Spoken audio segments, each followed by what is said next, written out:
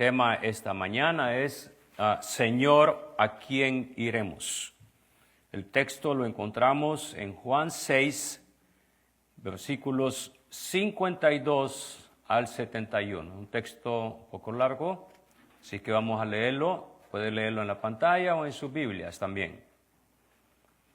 Dice la palabra de Dios.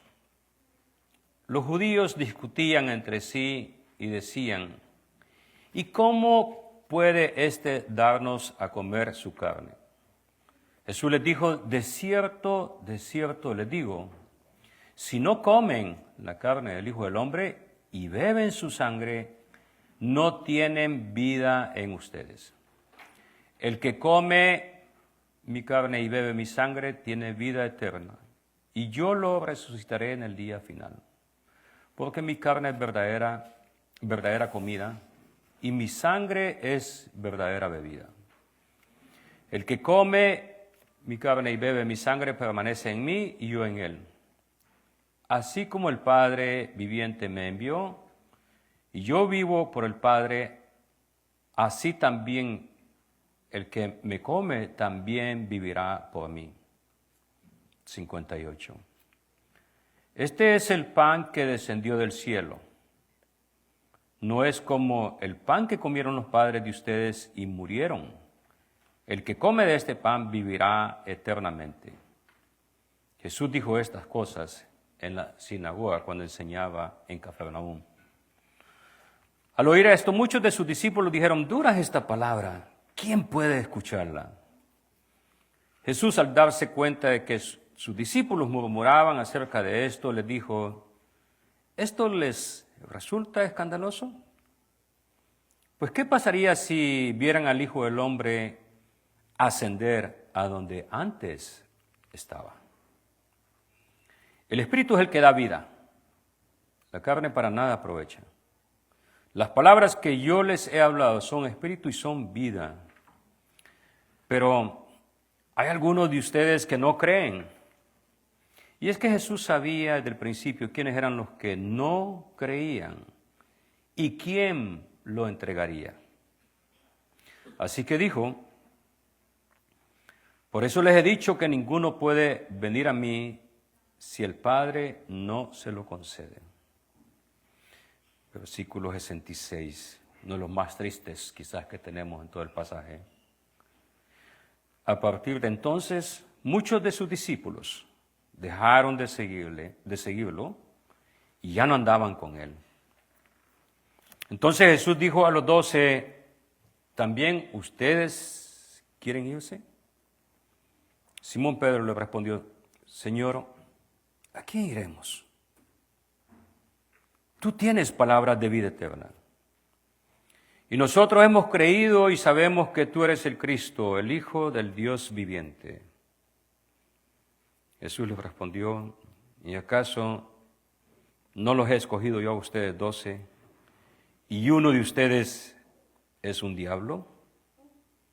Se refería Jesús a Judas Iscariote, hijo de Simón, porque este era uno de los 12 y era el que lo iba a entregar. Oremos, Padre, qué palabra más interesante la que tenemos hoy. Palabra que se presta a interpretaciones completamente equivocadas y aseveraciones que son mentiras. Permite, oh Dios, que tu Espíritu Santo nos guíe para la exposición, para el entendimiento, y que no nos encontremos como aquellos que te abandonaron porque no entendían o porque esperaban otras cosas de ti. Danos de tu Espíritu Santo para poder recibir esta palabra con corazones abiertos, nuestra alma dispuesta a escuchar y aprender de ti. En Cristo Jesús te oramos, Padre. Amén. Vamos a la introducción. Y todavía estamos en este capítulo 6 y estamos en ese contexto de los milagros. ¿Se acuerdan cuáles dos milagros estamos hablando? Hay 2 milagros en este capítulo, ¿no? Que era la alimentación de los 5,000 y ¿cuál es el otro? Caminar sobre el agua, ¿no?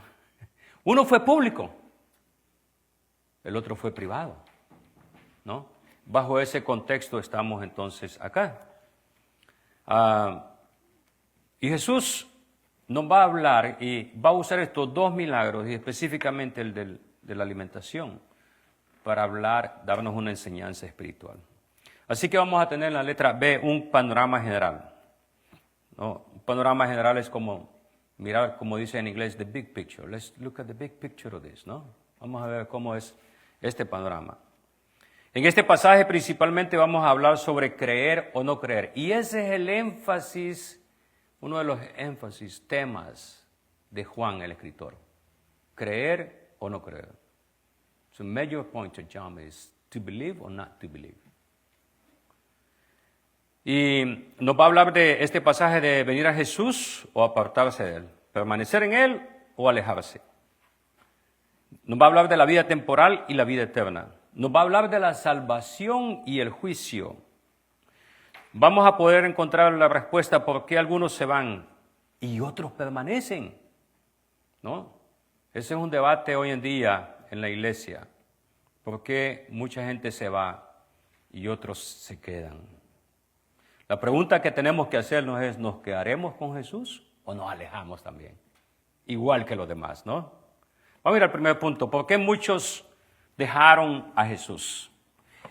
Le dejaron porque les dijo cosas difíciles de comprender. Yo recuerdo mis primeros días de cristiano, yo me identifico con muchos de ustedes quizás porque no entendía todas las cosas. No las entendía todas. Y aún sigo sin entender muchas cosas. Así que me identifico todavía con ustedes. No comprendemos todas las cosas. Estamos caminando cada día por fe. Mire lo que dice Juan 6:35. Veamos, palabras difíciles, cosas difíciles de comprender. Cuando Él les dijo, yo soy el pan de vida. El que viene a mí nunca tendrá hambre y el que en mí cree no tendrá sed jamás. La gente pensó y dijo, bueno, dame de ese pan porque ya no quiero trabajar. Todo el tiempo la gente estaba pensando siempre en lo material. Y en un Jesús también político, en un Jesús que los iba a liberar del yugo de la esclavitud de Roma. Mucha gente está así hoy en día. Quiere la respuesta de parte de Dios solamente en las cosas que ellos están esperando. Y cuando un día no encuentran la respuesta, se van. Eso pasó con esta gente. Acuérdese, toda esta gente que había recibido el milagro, se fue en un momento. Juan 6:41 dice los judíos. ¿Se acuerda quién es cuando dice los judíos? ¿A quiénes se refiere Juan? Los judíos religiosos. Los que conocían del Antiguo Testamento de la Biblia. Dice, murmuraban acerca de Él, porque había dicho, yo soy el pan que descendió del cielo. Decían, a este le conocemos su familia. ¿De qué está hablando? Moisés sí nos dio el pan que descendió del cielo. Pero este, y se acuerdan lo que les conté, y a lo mejor decían, ¿no? Yo asumo que decían, Moisés todos los días, papá, todos los días hacía el milagro. Esto es una sola vez, lo hizo. Así que no me convence todavía. ¿Ya? Vamos a ver entonces, les dijo cosas difíciles de comprender, el 52 al 58. Gracias, señor. Decían, discutían entre sí, ¿cómo puede darnos de comer su carne? La ley de Moisés prohibía la sangre, lo sabemos porque está allí. Y muchos pensaron, ¿cómo es esto? ¿De qué está hablando? No comprendían que el pan de vida que él hablaba era un pan espiritual. No hablaba de su piel, de sus músculos, de sus huesos, que tenían que comérselo. No estaba hablando de un canibalismo, y por eso dije al principio de la oración que Dios nos ilumine, porque no queremos venir a estas conclusiones que son totalmente equivocadas. No estaba hablando de un canibalismo. Es decir, porque, piensen esto, la iglesia fue culpada en el primer siglo de que eran canibalistas. Aquella gente que solo escuchaba de la iglesia. Es decir, ahí comen a Cristo todos los domingos. ¿no? Pues especialmente cuando estamos en la cena del Señor, ¿no? Y decimos, este es el cuerpo de Cristo. ¿Ya? No era canibalismo. Otra de las cosas es que cuando Jesús hablaba, y llegaron a comprender ellos que Jesús estaba hablando de su muerte, porque habló de su carne y su sangre. Dos cosas. O sea, está hablando de su cuerpo. Comer, pero estaba hablando comer espiritualmente. Cuando ellos lograron comprender que Jesús estaba hablando de que en un momento determinado Él iba a morir, dijeron, I'm signing off this time. Yo me voy. Porque yo lo que estoy esperando es un Jesús político. Un Jesús que me libere. Un Jesús que me dé todo lo que necesito. Un Jesús que quite a Herodes del trono y Él se siente allí. Un Jesús que vuelva a la nación el esplendor. La edad de oro. Eso es lo que querían ellos. Entonces, cuando Jesús habla de eso, dicen, esta palabra es difícil. No queremos eso. Entonces nos preguntamos nosotros, ¿qué enseñanzas de la Biblia me resultan difíciles de aceptar o entender? Hay muchas personas que hay partes de la Biblia específicas, no voy a mencionar algunas de ellas, pero les es difícil de comprender o aceptar. Dice, la Biblia menciona esto o lo otro, ¿no? Y aún aquellos críticos y los que usan la Biblia para su propio beneficio dicen, ¿cómo que la Biblia habla de este tema? Usted sabe que encuentra personas que usan la Biblia para cualquier excusa de hacer cualquier maldad. Así es. Y es que su padre así lo hizo. No me refiero a su padre terrenal. Su padre espiritual, el diablo. ¿Qué hizo desde el principio? Adán y Eva. ¿Qué hizo después con Jesús? Como dicen los intérpretes, con el nuevo Adán. No se le llama así. El nuevo Adán, a Jesús. ¿Qué hizo? Tratar de engañarlo. ¿Y qué usó? La palabra de Dios. Tengamos mucho cuidado. Entonces, cuando no entiendo algo de la Escritura, ¿me alejo o permanezco confiando en Dios? No, debemos de hacernos esa pregunta. ¿Estoy dispuesto a seguir a Cristo aun cuando no tenga todas las respuestas? Hay personas que están muy ansiosas por saber cuándo Cristo viene. Muy ansiosas. Pero ese deseo porque Cristo venga no se transforma en un cambio espiritual en sus vidas. Tengamos mucho cuidado en eso. Punto B, le dejaron porque se sintieron ofendidos. Yo hablaba esta mañana con mi hijo Steven y le di un ejemplo. No voy a decir lo que venía hablando. Don't be scared. I'm not going to say what I told you this morning. Pero yo le dije, al hablar estas cosas contigo, yo estoy corriendo el riesgo de ofenderte. Pero si no las hablo, sería una culpa mía.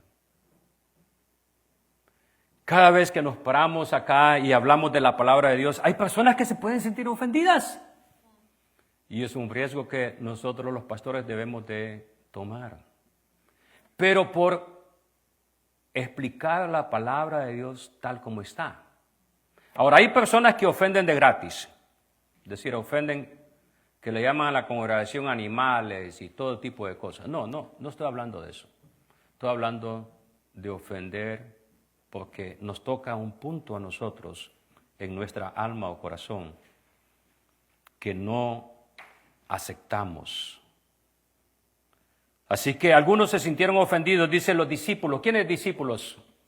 Aquellos que habían comido del pan, aquellos que le habían seguido, aquellos que habían buscado de él, que habían dicho, se fue al otro lado, vamos al otro lado a buscarlo.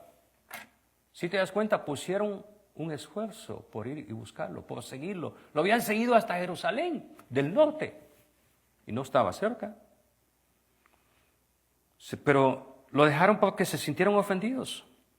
Hay palabras de Jesús que van a confrontar mi orgullo o mis ideas personales. Hay cosas de las palabras de Jesús que son bien difíciles de asimilar. Por ejemplo, la ley decía, no cometerás adulterio. Está en la ley. ¿Y qué dijo Jesús? Pero yo les digo a ustedes, hombres bandidos, lo de bandido yo lo agregué, ¿no? Hombres bandidos, si ustedes miran a una mujer y la codician, ya pecaron en su mente. O sea, fue más allá del acto mismo de la ley. Entonces, cuando yo leo esas palabras, me ofende mi orgullo, mis ideas personales. Prefiero un Jesús cómodo. Hay un Jesús cómodo, se predica, hay muchas iglesias hoy en día, especialmente en Estados Unidos y Europa. En Europa ya no puedo decir se predica a Cristo porque ya no se predica nada, las iglesias están cerradas. La mayoría de iglesias cristianas históricas están cerradas.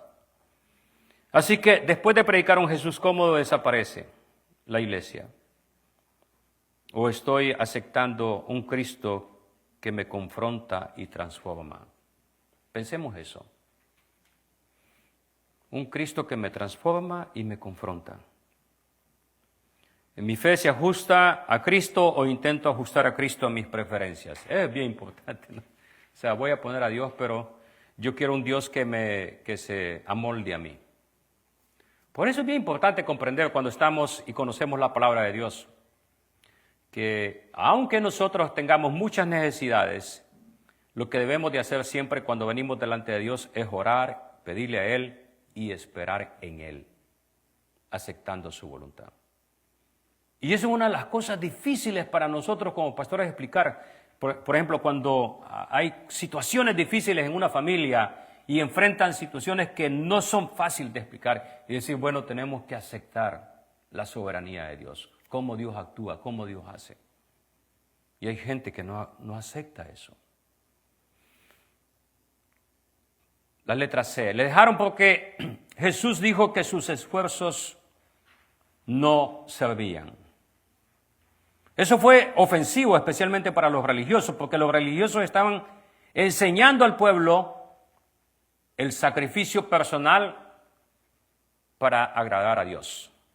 Y esto casi lo encontramos en todas las religiones. El sacrificio personal para agradar a Dios o a los dioses. Usted va y busca en la literatura o lo que se sabe, por ejemplo, de nuestros ancestros aquí en América, eso hacían, sacrificaban humanos. ¿Para qué? Para agradar a su Dios. Siempre había una labor, algo, una obra que hacer para agradar a su Dios. Entonces, ¿en qué cosas confío para sentirme aceptado por Dios? ¿Mis obras o la gracia de Cristo? Yo crecí pensando de que yo tenía que hacer muchas obras para agradar a Dios. Y a veces todavía en mi mente sigo pensando eso. Es bien difícil sacarse esos pensamientos.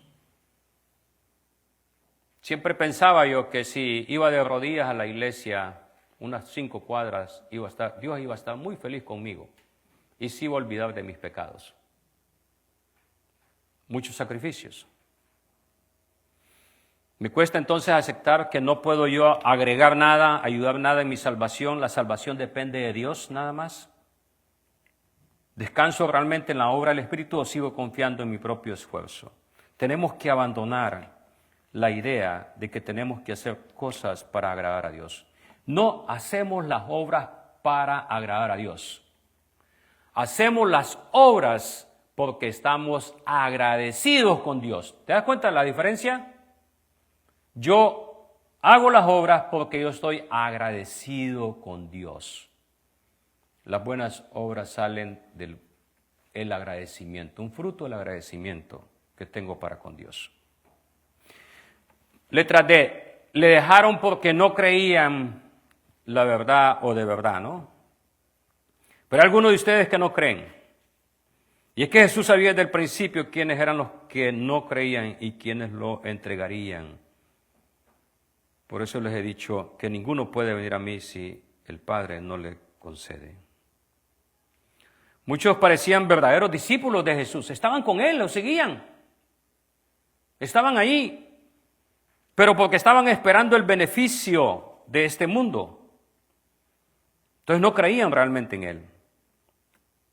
Se acomodaban al mensaje de Jesús para esperar lo que les iba a dar. Dice que en versículo 66, A partir de entonces muchos de sus discípulos dejaron de seguirle y ya no andaban con él. Por eso dije que era uno de los versículos más tristes de la Biblia, ¿no? Porque dice, muchos se alejaron, lo dejaron. Cuando escucharon el mensaje dijeron, no, esto no es para mí. Entonces, ¿mi fe está basada en esa relación personal con Cristo o solo en la costumbre y la tradición? La costumbre y la tradición es muy fácil seguir, ¿no?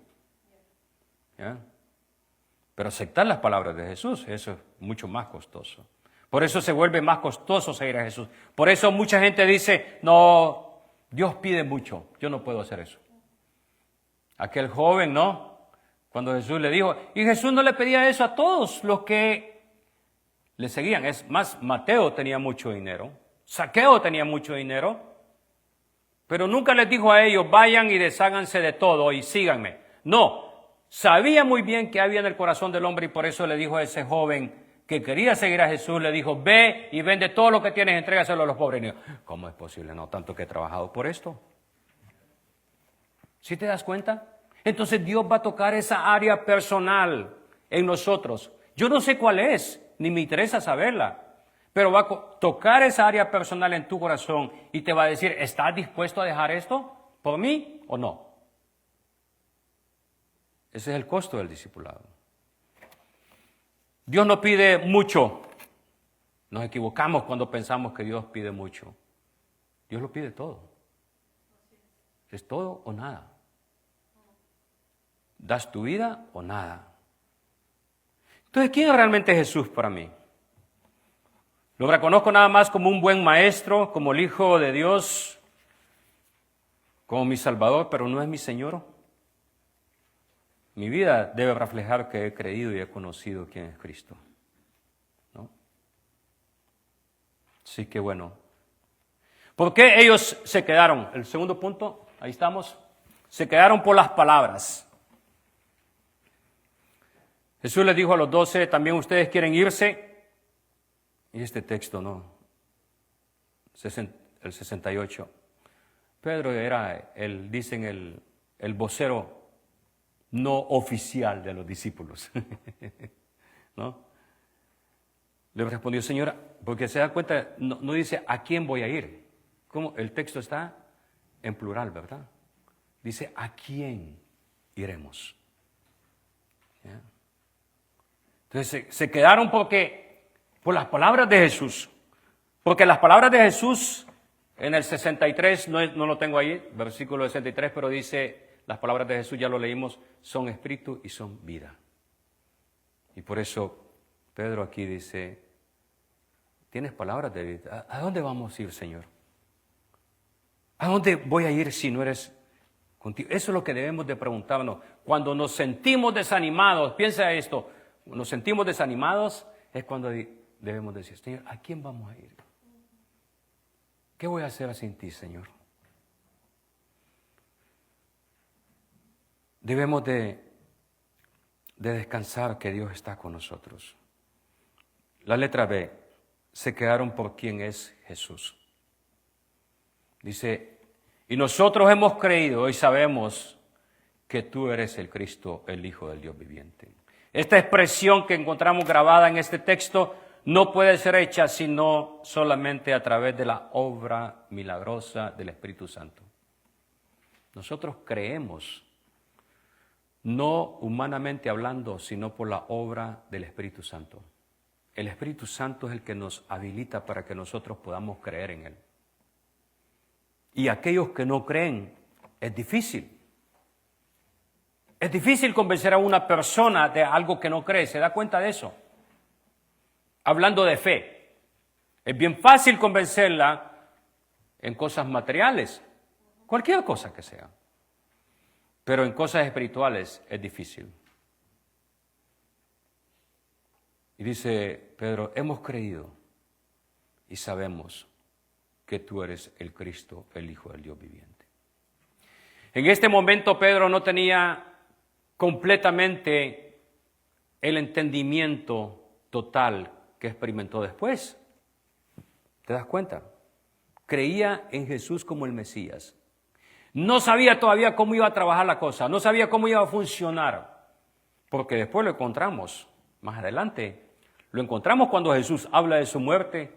Es Pedro quien le dice, nunca tal cosa te acontezca, maestro. ¿Ya? ¿Te das cuenta?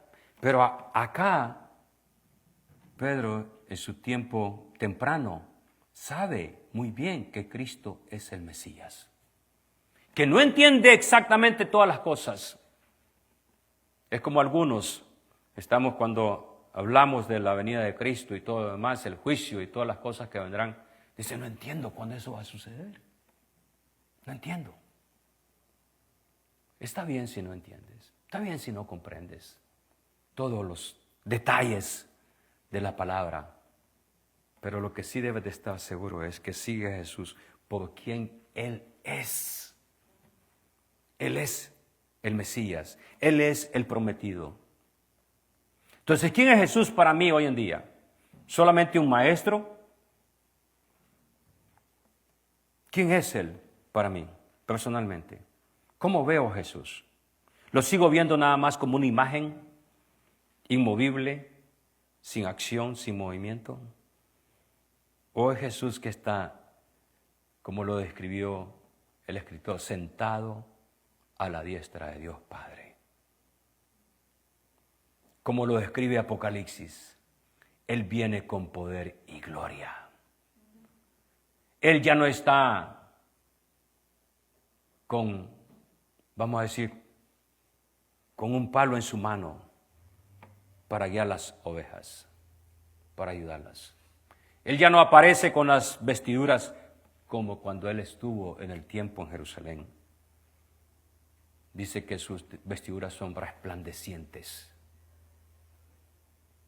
Entonces, ¿quién es Jesús para mí?